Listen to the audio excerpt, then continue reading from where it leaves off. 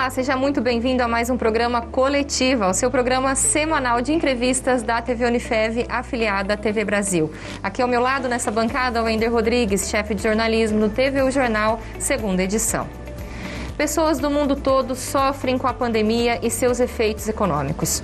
No apoio a este público estão as entidades assistenciais. Aqui em Votuporanga, a Votu Solidária iniciou um movimento de arrecadação bastante importante. E é sobre isso que falaremos neste primeiro bloco com o coordenador da campanha, Luciano Melo. Luciano, seja muito bem-vindo e obrigada pela presença. Muito obrigado pelo espaço, agradeço muito. Bom, o Luciano é médico, especialista em geriatria também, além de coordenar a campanha. Então, adianto que no segundo bloco vamos continuar essa conversa tratando sobre os cuidados com os idosos e a longevidade. Um assunto bastante importante nesse momento também. Luciano, vamos começar falando então sobre a Votu Solidária. Como surgiu essa ideia? No ano passado, com o advento do coronavírus, antes da doença chegar no Brasil, um grupo de amigos discutindo sobre as possíveis consequências sociais e econômicas, nos unimos e fizemos um chamamento público através da rede social, onde nós chamamos a população de Votuporanga a contribuir, que nós precisávamos oferecer dignidade para essa população. E realmente isso se confirmou. Quando a doença chegou no país, que o comércio fechou, as indústrias fecharam, as pessoas mais vulneráveis se sentiram desamparadas. E foi aí que o Votu Solidária nasceu. Luciano, e quem que participa dessa campanha? Quem que está por trás de toda essa movimentação?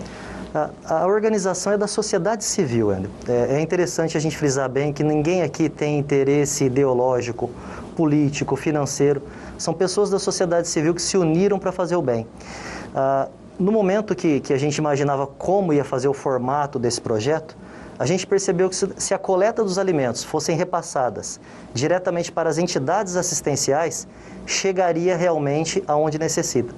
Por quê? Cada uma dessas entidades está instalada nos bairros mais humildes e conhecem quem são essas pessoas que necessitam da ajuda. Então, quer dizer, essas entidades é que cuidam dessa distribuição para vocês. Como é feita essa sistemática, Luciano? Perfeito. Nós coletamos os alimentos em 7 supermercados da cidade, além do nosso armazém principal na Realpec.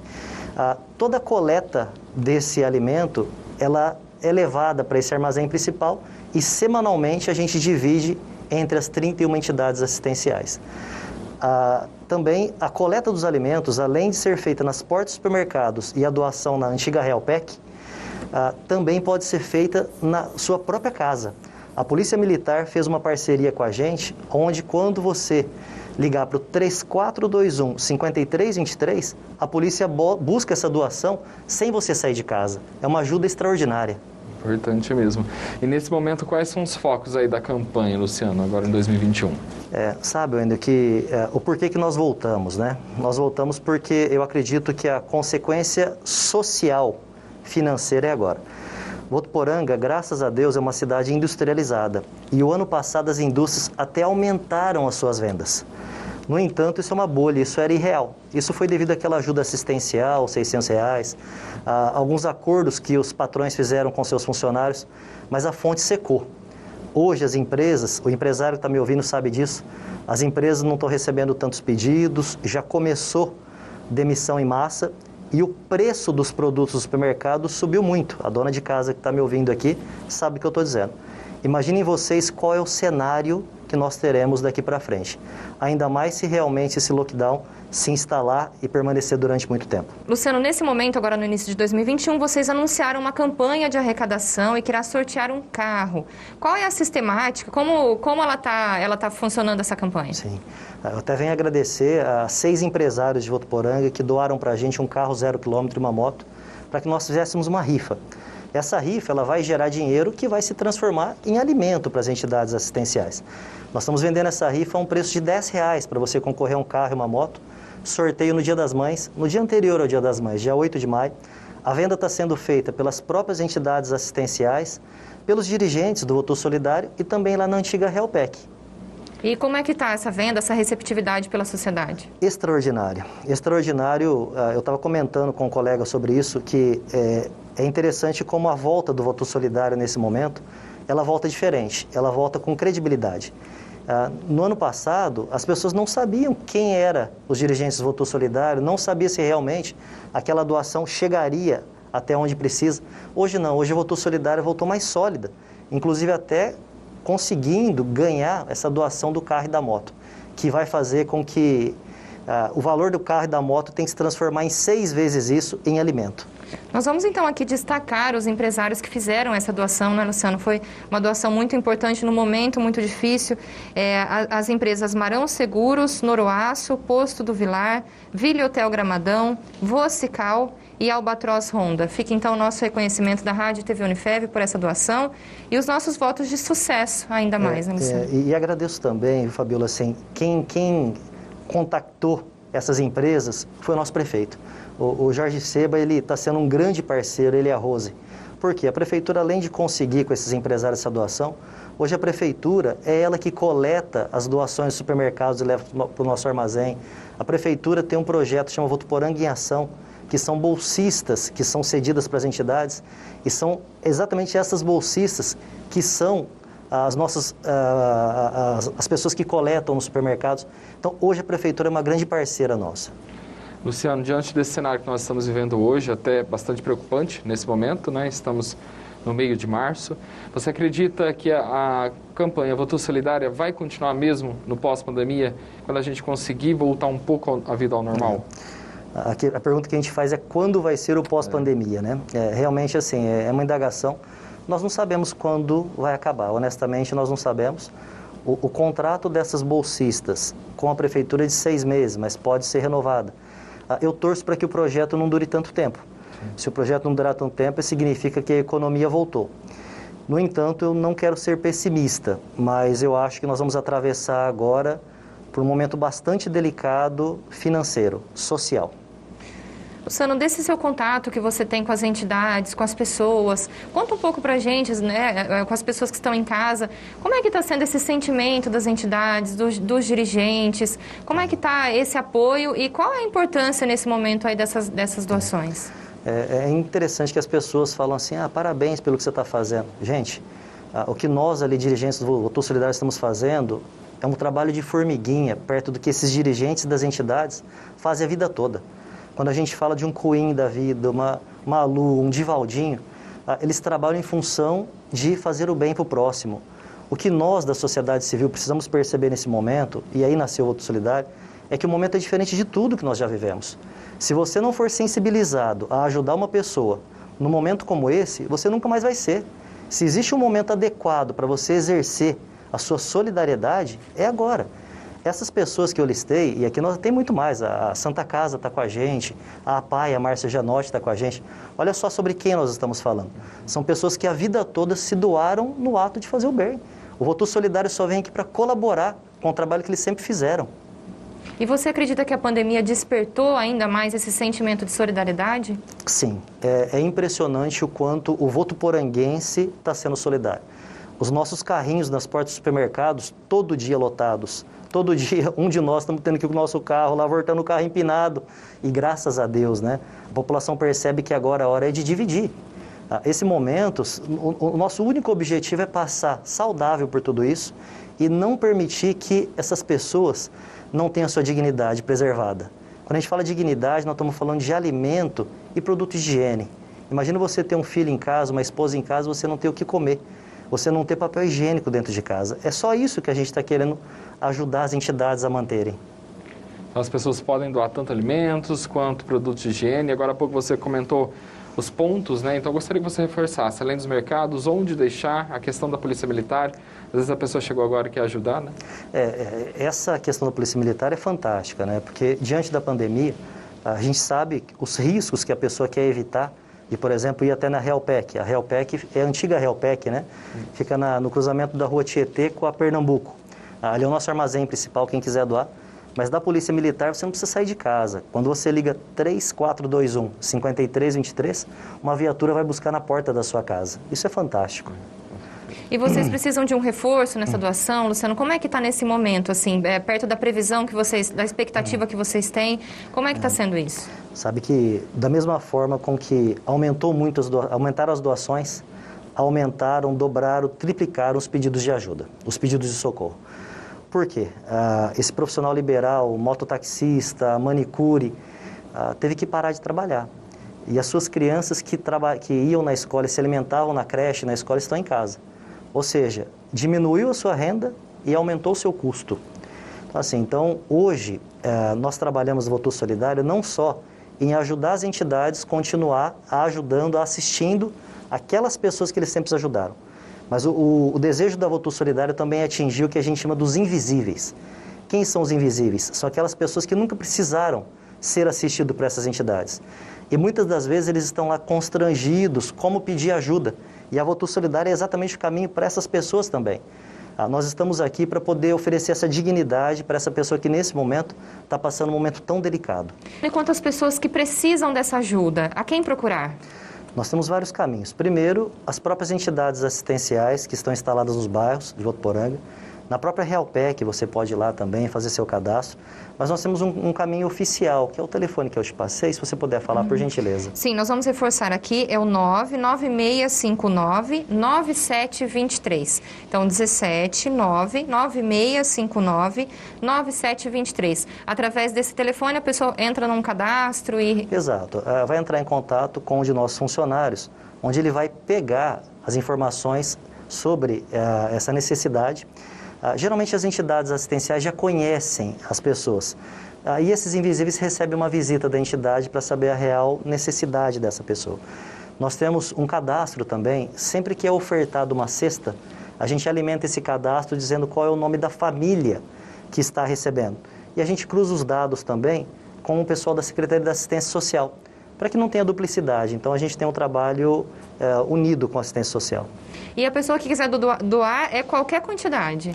Qualquer quantidade e qualquer coisa, essa que é a verdade, né? Quando a gente quer fazer o ato do bem, o que vir realmente... Eu lembro, essa semana agora a gente recebeu lá um caminhãozinho de abóbora. E eu coloquei no grupo WhatsApp das entidades, quem deseja abóbora? Na hora que eu vi, ficou só 2 abóboras para cada um. Ou seja, você produtor rural, que quiser colaborar com a gente, sempre quando é alimento não perecível, para a gente é melhor. O alimento perecível a gente tem que, no mesmo momento que chega, já pedir para eles passarem para buscar. Mas se você quiser doar, doe, que pode ter certeza que vai chegar até eles. E quem quiser também se voluntariar para ajudar vocês nessa força-tarefa, estão aceitando? Pergunta muito importante, porque como nós estamos em 7 supermercados, nós não estamos conseguindo cobrir a escala de todos eles. Então, assim, nesse mesmo telefone para solicitar ajuda, é o telefone também para quem quer ser voluntário. Ou se alguém quiser ir lá na Realpec, conhecer o que é o projeto, conversar com a gente. Gente, é o que eu falei no outro bloco, né? Assim, que se você não ficar sensibilizado em ajudar alguém num momento como esse, se você não puder doar um pouquinho do seu tempo num momento como esse, o que de pior teríamos do que uma pandemia mundial como essa? E quais são as medidas de segurança, Luciano, nesses ambientes, nesse cuidado com esses alimentos, com as entidades também? Sim, o cuidado começa logo já na coleta.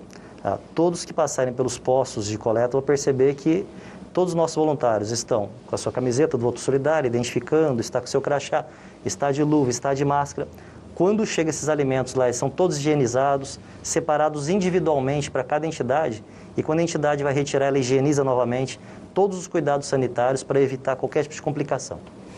Bom, tá certo então. Nós terminamos aqui esse primeiro bloco. Vamos deixar todos os contatos da Votorantim Solidária para que você possa colaborar. E também, se estiver precisando de ajuda, estão aqui também todos os contatos. E, inclusive, sobre a rifa ainda há tempo, não é, Luciano, de colaborar? Sim. E vai até quando? Vai até na semana do Dia das Mães, porque realmente é o presente que você pode oferecer para sua mãe, um carro e uma moto. E eu peço, gente, encarecidamente, quem puder comprar essa rifa no valor de R$10, você vai estar ajudando o projeto Votorantim Solidário, você vai estar ajudando todas as entidades assistenciais de Votuporanga. Isso vai virar alimento, isso vai virar produto de higiene. E ainda você pode dar um carro para sua mãe de presente das mães. Então tá aí, temos mais de um mês para poder colaborar com a campanha, né? Exato. Bom, nós então encerramos esse primeiro bloco, mas voltamos daqui a pouquinho ainda com o Luciano Mello, que também é médico geriatra e irá tirar algumas dúvidas sobre o cuidado com os idosos e a qualidade de vida na terceira idade. Tá muito interessante, então continue com a gente.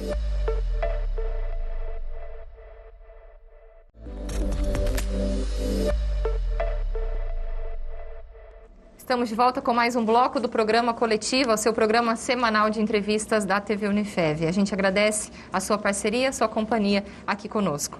Bom, o nosso convidado de hoje é o coordenador da campanha Voto Solidária e que também é médico geriatra. Falamos no primeiro bloco sobre a campanha e agora vamos tratar um pouquinho sobre essa parte da medicina tão importante nesse momento da pandemia, que tem despertado muita atenção, né, Luciano? Como tem sido superar esse momento para os seus pacientes? Sim.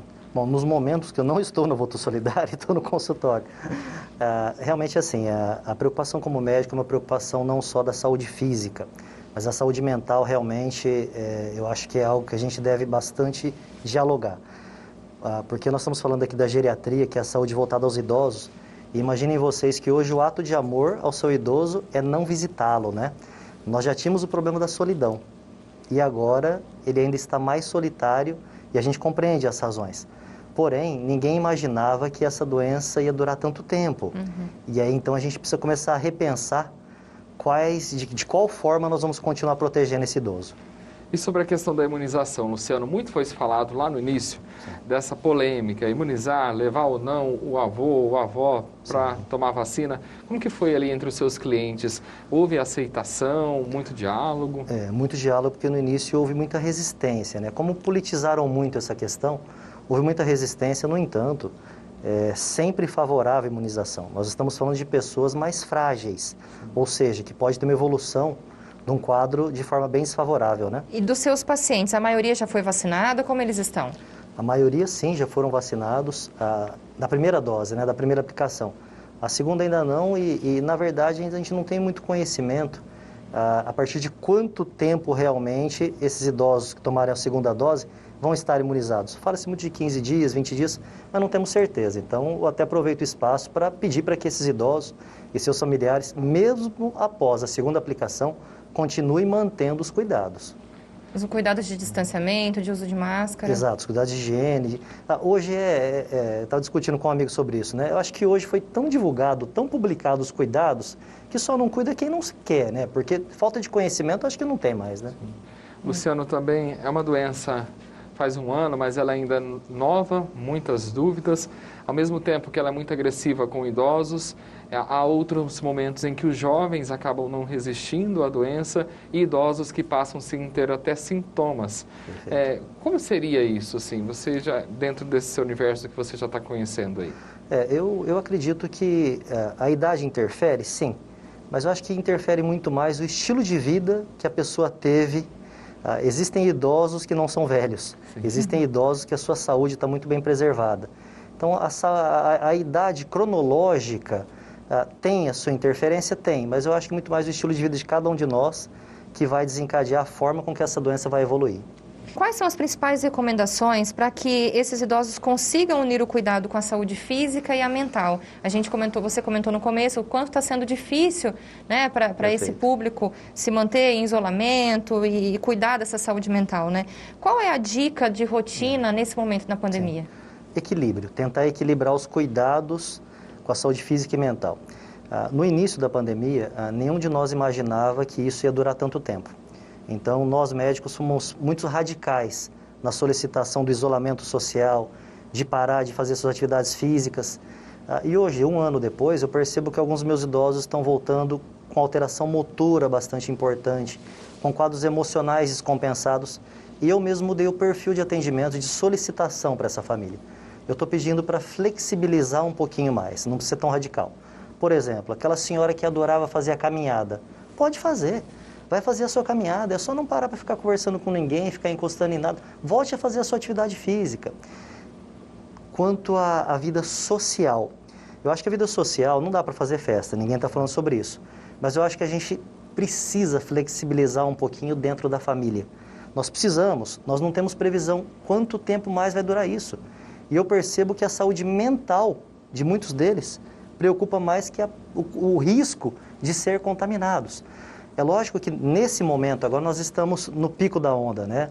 Quando nós estamos sem leitos de UTI, o cuidado tem que ser redobrado. Mas depois que amenizar isso um pouquinho, flexibilizar internamente dentro da família, dentro do seu núcleo familiar, flexibilizar um pouquinho. Chega um idoso lá que fala, faz um ano que eu não vejo minha filha. Não precisa de tudo isso. Essa filha pode sim quando amenizar um pouquinho essa crise sanitária agora, visitar e ter os cuidados, vai de máscara, toma cuidado onde vai, higieniza a mão quando entrar na casa do pai, deixa o sapato para fora. Nós precisamos achar esse equilíbrio, senão daqui a pouquinho nós vamos ter vários idosos sem estarem contaminados, mas profundamente atingidos por quadro depressivo. E como está sendo o atendimento lá na tua clínica nesse período? Inicialmente, o que eu peço para todos eles, aquelas avaliações de rotina, vamos fazer um check-upzinho? Eu peço assim, espera um pouquinho, vamos deixar passar tudo isso.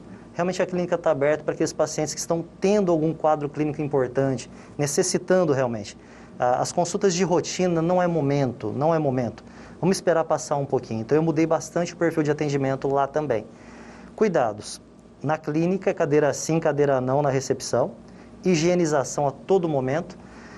Mas eu volto a dizer, faz um ano, gente. Então assim, chega um determinado momento que a gente tem que se expor a alguns riscos que lá atrás a gente não se expôs, porque a gente não tem previsão até quando vai. A nossa vida vai ter que voltar ao normal. O comércio não vai poder ficar fechado a vida toda. Se essa doença demorar anos para acabar, alguma flexibilização a gente vai ter que ter.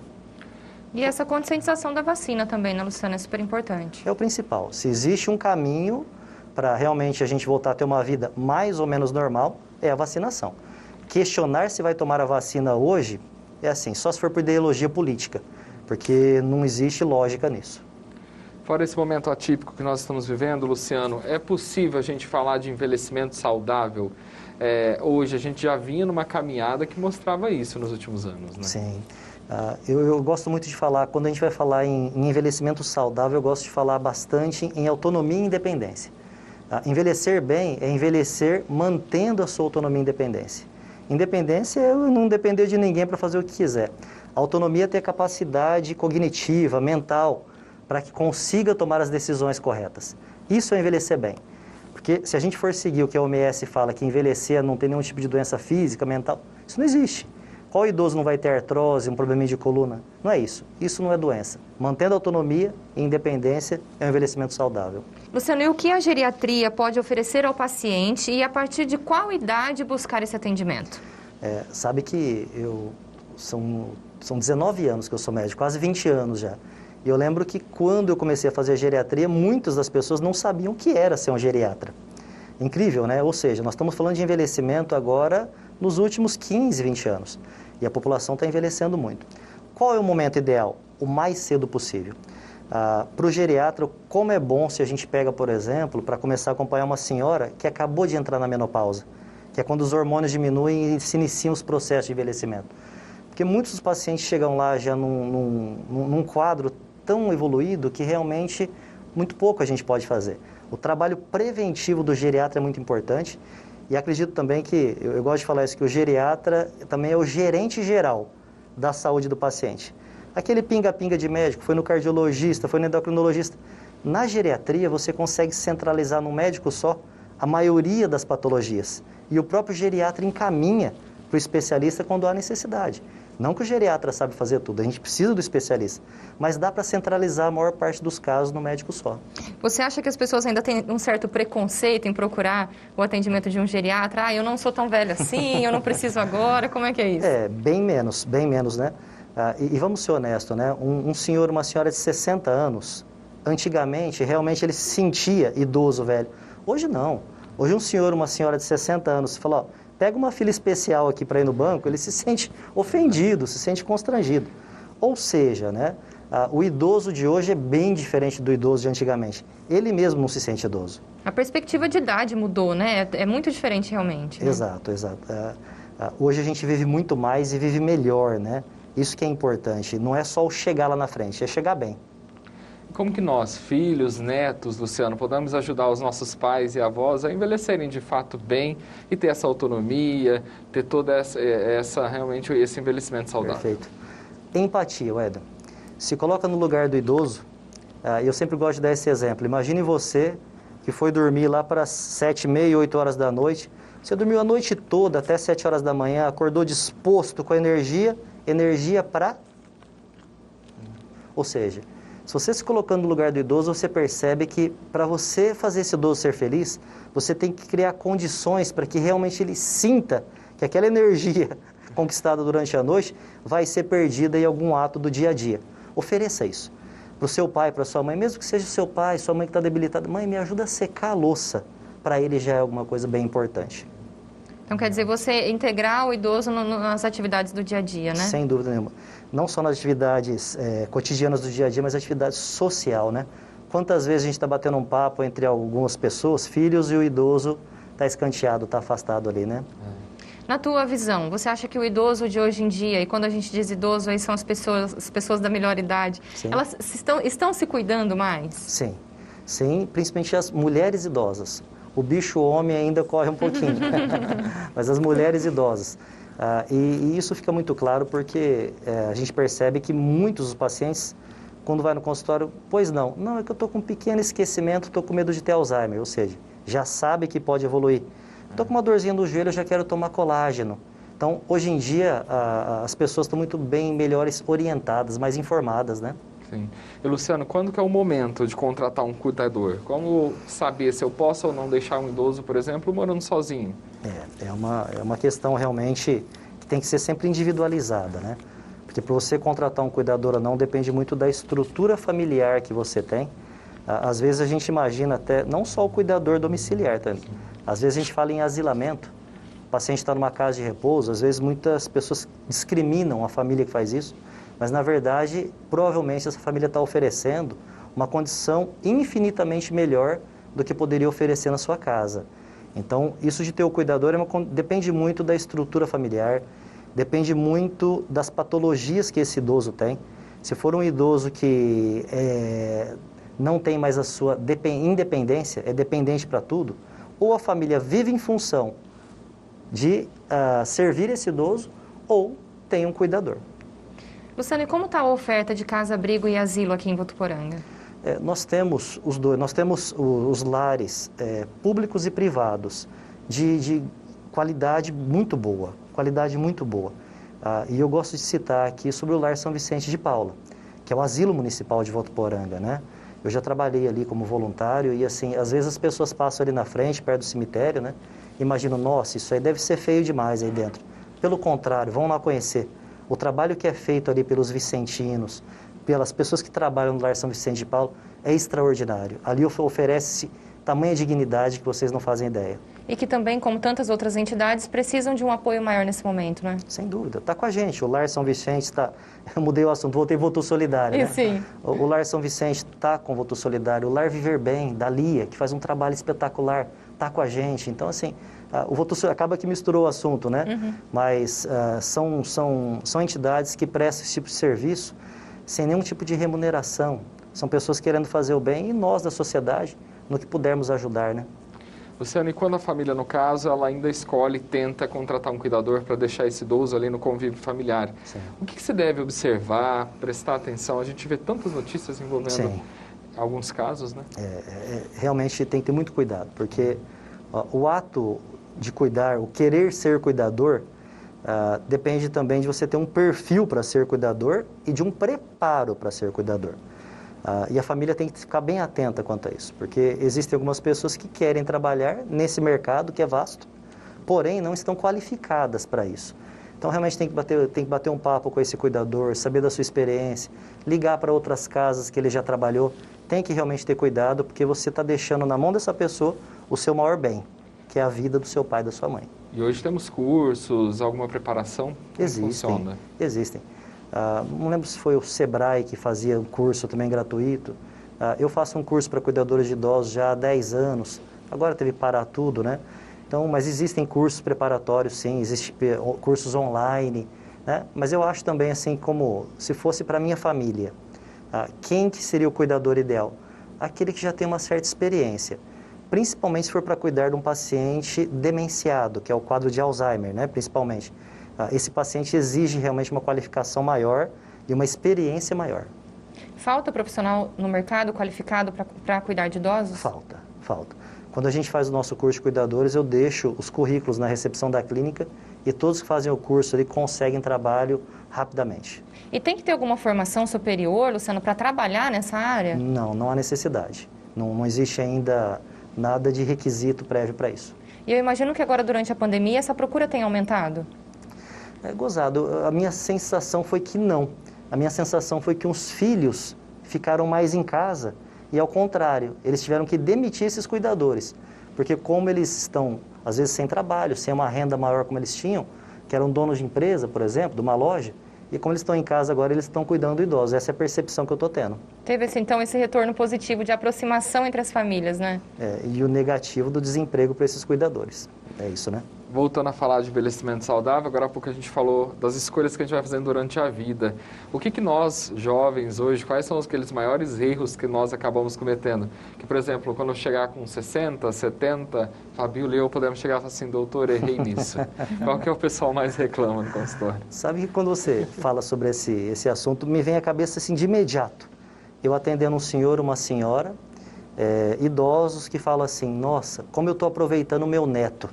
Porque quando eu fui pai, quando eu fui mãe, eu não tinha tempo para isso. Me vem na cabeça na hora. Então, assim, eu como pai, agora eu tenho um bebezinho lá de 4 anos quase, como eu vi isso a vida toda, eu falei assim, eu não vou esperar eu ser avô para poder curtir o meu neto, eu vou curtir meu filho. Ou seja, fica isso para mim, fica isso que nós precisamos valorizar o que realmente tem valor, que é a família, que são os amigos. Não espere envelhecer para você perceber isso. Alguns vícios também, as pessoas na velhice, elas entendem que elas erraram em alguns vícios, em umas faltas de cuidado com a saúde? Sim. Quando a gente fala de patologia, de qualquer doença, geralmente metade da causa foi o seu estilo de vida. Ou foi a falta de atividade física, ou foi a alimentação inadequada, ou foi tabagismo, ou foi alcoolismo. Então, sempre que a gente fala de patologia, se você puxar um pouquinho o histórico de vida desse paciente, pode crer que ali o estilo de vida dele não foi o adequado. Luciano, e hoje, qual que é a expectativa de vida dos brasileiros? E mais uma vez algumas dicas para a gente até ultrapassar essa expectativa amanhã, né? A expectativa de vida só aumenta, né? Só aumenta por quê? Primeiro, pela evolução da medicina. E segundo, pelos cuidados da área da saúde, né? Eu acredito que para envelhecer bem é exatamente isso. A pessoa não tem que pensar no envelhecimento saudável quando envelheceu. O que a gente precisa fazer é um trabalho preventivo, desde já. E o que seria esse trabalho preventivo? Quais são as dicas aí? Dá uma receita pra gente. Receitinha de bolo. Mas, assim, eu volto no assunto do estilo de vida. Realmente, o estilo de vida é o que vai determinar o seu envelhecimento. Nós estamos falando aqui de alimentação saudável, de atividade física, de atividade social. E acreditem, eu não estou puxando a sardinha ao meu lado. Voluntariado. Existem estudos que mostram que quem é voluntário envelhece melhor. Pessoas que se preocupam com o outro? Exatamente. Existem estudos que mostram esse sentido. Não é por isso que a gente é voluntário, não. Realmente, mas vai trazer esse benefício. Tem muitas pessoas que se aposentam e ficam em casa e aí eles dizem que começam a sentir mais a velhice. E aí tem outros que falam, não, me nego a me aposentar, vou continuar trabalhando. Você tem alguma análise sobre essas situações? Sim. Quanto é importante isso, né? A pessoa a vida toda sonha na aposentadoria e acha que é exatamente nesse momento que ela vai ser feliz, e ela vai poder ir para a praia, vai curtir. E, na verdade, o primeiro mês é bom, o segundo mês é mais ou menos, e o terceiro mês ela está entrando num processo depressivo, porque a gente percebe que ela vai perdendo a sua identidade. Como assim perdendo a sua identidade? Era o Zé do Banco do Brasil, e, de repente, ele aposentou, ele virou só o Zé. Olha só o quanto é forte isso, né? Então, essa pessoa que está prestes a se aposentar, tente se preparar para isso. Tente se preparar. Porque só o ficar em casa não é interessante não, gente. Ainda mais a pessoa que sempre foi muito ativa. Se prepara para que esse envelhecimento para que essa aposentadoria seja saudável para você, te faça bem. Luciano, aqui em Votuporanga, como o poder público tem auxiliado esse pessoal da terceira idade? Porque tem alguns lugares aqui em Votuporanga que oferecem atividade física. Qual que é a importância deles procurarem essa ajuda? Tem. É que o momento da pandemia agora está desfavorável, né? Sim. Mas o CCIs, que é o Centro de Convivência do Idoso, ali é onde eles dançam, onde eles promovem viagem. E essa atividade social é primordial para esse pessoal. É primordial porque a solidão, sem dúvida nenhuma, é o principal fator que leva a processo depressivo. Luciano, muito se fala do Alzheimer. Eu tenho a sensação que nos últimos anos esse tema tem crescido ainda mais, a busca pelo conhecimento. Quando a gente consegue perceber que algum familiar nosso está caminhando para ter o Alzheimer? Perfeito. Sabe que a queixa de esquecimento é muito subjetiva, né? Eu posso achar que você está esquecido, o seu amigo acha que não. Então, existem testes para isso, mas algo que eu aprendi na minha experiência, que eu levo para mim é assim, quando chega o paciente com o seu familiar no consultório, o paciente fala que está esquecido, mas o familiar nega, fala, ó, não está não. Provavelmente não deve ser valorizado, provavelmente é um quadro depressivo que o paciente superestima um pequeno esquecimento. Quando o paciente se nega, fala, não estou esquecido não, mas o familiar fala, ó, trouxe meu pai porque está esquecido, opa, acende um sinalzinho de alerta. Por quê? Porque geralmente o familiar percebe antes do paciente o esquecimento. E quando chega o paciente, o familiar fala, ó, vim trazer meu pai que eu estou esquecido. E o pai confirma, aí você explora bastante o assunto, porque realmente é real. Mas é difícil a gente diferenciar, né, Luciano? Até nós, né, no dia a dia, na correria, nós somos esquecidos. Como diferenciar? A partir de que idade a gente acende o alarme aí? Eu acho que é interessante a gente conversar um pouquinho sobre o que é normal de esquecer no envelhecimento. O que muda na memória do paciente idoso? O que muda é a velocidade. Então, é normal do envelhecimento demorar um pouquinho mais para lembrar. Aquilo de chegar na cozinha, demorou um pouquinho, lembrou. Aquilo de cruzar com alguém na rua, opa, tudo bem, como é que chama essa pessoa mesmo, lembrou? Então, a diminuição da velocidade é normal. Não é normal achar que o paciente, só por ser idoso, é normal ele estar esquecido. O esquecimento não é normal. E sim a diminuição da velocidade. E quais são as causas, Luciano? A gente já tem o que pode levar a pessoa a desenvolver o Alzheimer? Até eu vou aproveitar, Anderson, me permite, assim, antes de falar das causas de Alzheimer propriamente dito, as causas de esquecimento. Sim. Então, além do próprio envelhecimento, diminuir a velocidade, para a gente chegar no diagnóstico de Alzheimer, a gente precisa de descartar várias outras hipóteses. Há uma alteração na tireoide, altera a memória. O mais comum de todos, incrível que pareça, uma simples infecção urinária no idoso, dá um esquecimento, dá uma confusão mental. Ou seja, para se chegar no diagnóstico de Alzheimer, que é um diagnóstico clínico, não tem exame para se chegar no diagnóstico de Alzheimer, a gente descarta todas as possibilidades. Quando a gente pensa em Alzheimer? Quando foram descartadas todas as possibilidades mais simples, percebe que o paciente está evoluindo gradualmente. Geralmente, quando é Alzheimer, não é de uma hora para outra. Quando é de uma hora para outra, a gente tem que pensar em outras causas. Então, aquele envelhecimento que a família fala, ó, já faz um ano que o pai e a mãe estão piorando cada vez mais, aí a gente vai pensar em Alzheimer. Diagnóstico clínico, fazendo alguns testes de memória com esse paciente, falar, mas eu já vi fazer uma ressonância, uma tomografia. A atrofia cerebral, o cérebro diminui de volume no Alzheimer, só acontece em processos mais avançados.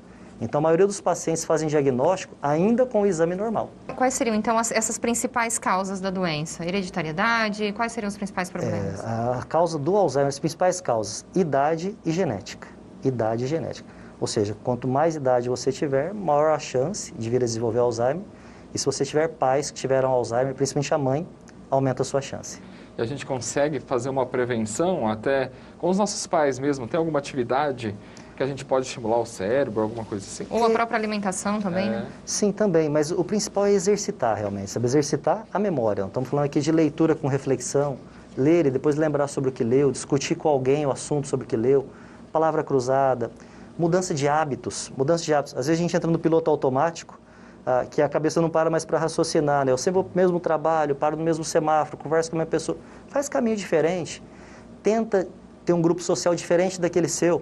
Se você sempre conversa sobre futebol com seus amigos, tenta conversar sobre política com algum amigo que não era seu amigo. Tente mudar os hábitos. Tudo isso cria conexões cerebrais que favorecem a prevenção do Alzheimer. Mas é possível, então, uma pessoa ter predisposição genética, mas não ter o Alzheimer depois? Aumenta a chance de você vir a ter. Porém, não necessariamente você precisa ter. E isso pode ser mudado através de alguns cuidados, então? Exato. Sabe que a gente fala muito também, a Alzheimer é um tipo de demência, né? A gente fala muito de demência mista. O que é demência mista? É a demência de Alzheimer e a demência vascular. O que é isso? Existem alguns pacientes, por exemplo, sequela de AVC, que ficam com um tipo de demência que é uma sequela do AVC, um problema circulatório. Mas cada vez mais os estudos mostram que tem muito a ver. Mostra também que o paciente com Alzheimer tem alguma relação com a má circulação. Ou seja, para a gente manter uma boa circulação, depende do tipo de alimentação, depende de atividade física, todas aquelas condições que a gente falou anteriormente, estilo de vida. Mas é possível ter um tratamento, viver bem com Alzheimer? Não existe cura, não existe cura. Quando a gente entra com o remédio, o nosso objetivo é fazer com que a doença não evolua tão rapidamente. Quando a gente usa a expressão estabilizar a memória, na prática não é real. Mesmo com a medicação, a doença evolui. É que sem o remédio evolui de forma muito mais rápida. Um outro quadro muito comum em idosos é a depressão. Eu imagino agora, durante a pandemia, que isso tenha também alterado, como você comentou no início desse segundo bloco. Como identificar que um idoso está com um quadro depressivo e que não é apenas uma tristeza? Não só idoso, sabe? Aqui, o momento que nós estamos vivendo é um momento bastante complicado em que as nossas válvulas de escape se fecharam. Aquela pessoa que gostava muito, quando estava ansiosa, angustiada, ir para a igreja fechou.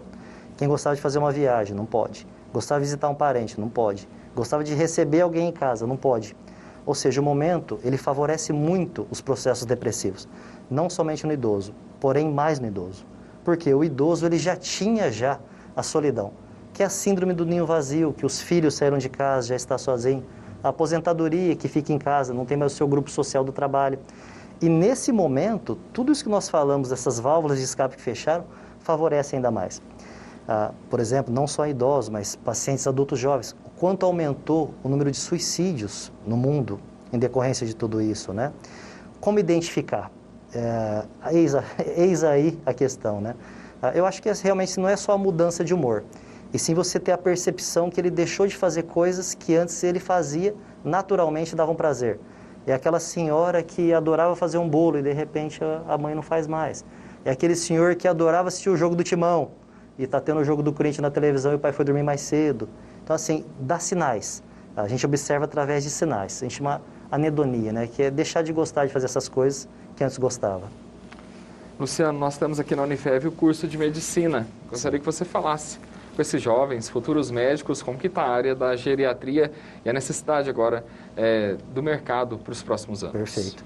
Sabe que quando eu escolhi a geriatria foi por aptidão, mas mal eu sabia que o mercado de trabalho era excelente e continua. E continua porque é uma área que você tem que ter perfil para trabalhar com idoso. Você tem que gostar de bater papo. e tem que gostar realmente. Ali o consultório tem que ser a sala da sua casa recebendo um amigo. E essa pessoa, esse médico que tem esse perfil, esse estudante de medicina, em termos de mercado de trabalho, é vasto. Por quê? Nós somos poucos que atendem idosos e a população está crescendo cada vez mais, né? A população está envelhecendo cada vez mais. Ou seja, para você que quiser escolher a geriatria, venha para cá que nós estamos precisando de mais. Não vai faltar paciente para você, com certeza. Bom, para encerrar então, Luciano, quais foram as principais lições que você aprendeu? Você comentou que foram mais de 20 anos aí trabalhando com idosos. Quais foram as principais lições que você aprendeu nessa profissão? Sabe que eu sou grato demais da conta por ter escolhido esse trabalho com os idosos, porque, sem querer desmerecer a moçada mais jovem, mas os valores dos idosos ainda são valores preservados tão diferentes da atualidade. Ali, como é gostoso quando o seu paciente se transforma no seu amigo. Semana passada, e você ganha um pé de mandioca. Ele traz mandioca para você. São valores, coisas simples do dia a dia que o idoso preserva. O respeito que eles preservam.